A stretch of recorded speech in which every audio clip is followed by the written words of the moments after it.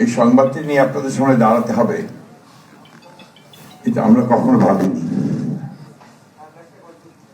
আমরা এবারও আশা করছিলাম ঠিক আগের মতোই আবারও তিনি সুস্থ হয়ে উঠবেন।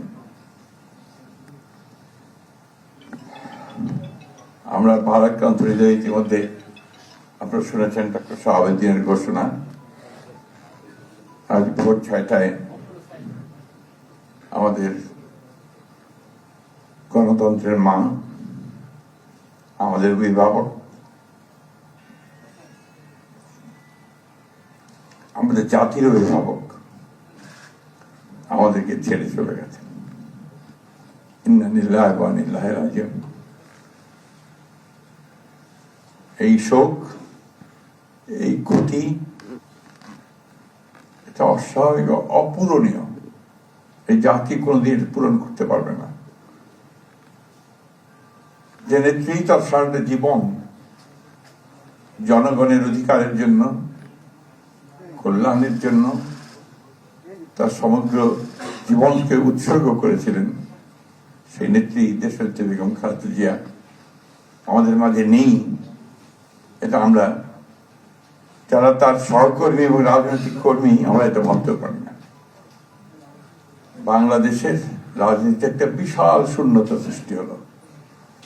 তাই নয়, গণতান্ত্রিক পৃথিবীর গণতান্ত্রিক আন্দোলনেও একটা বিশাল শূন্যতা সৃষ্টি হলো।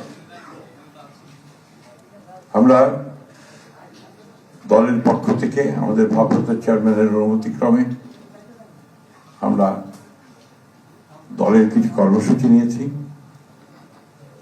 সেই কর্মসূচিগুলো আমাদের দলের সিনিয়র যুব মহাসচিব জনাব রুহুল কবির রিজভী সাহেব আপনাদের সামনে তুলে ধরবেন।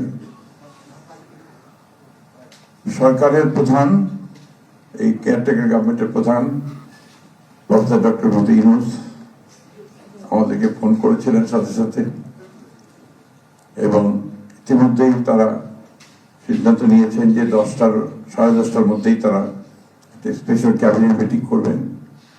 সেই ক্যাবিনেট মিটিংয়ে তারা দেশনেত্রী বেগম খালেদা জিয়ার যে শেষ কাজগুলো, তা জানাজা, তার দফন, তাকে রাষ্ট্রীয় মর্যাদায়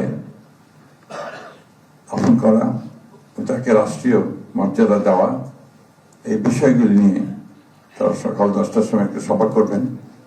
এরপরে আমরা পুরো জিনিসটাকে কোঅর্ডিনেট করে আবার সেটা আপনাদের সামনে জানাবো।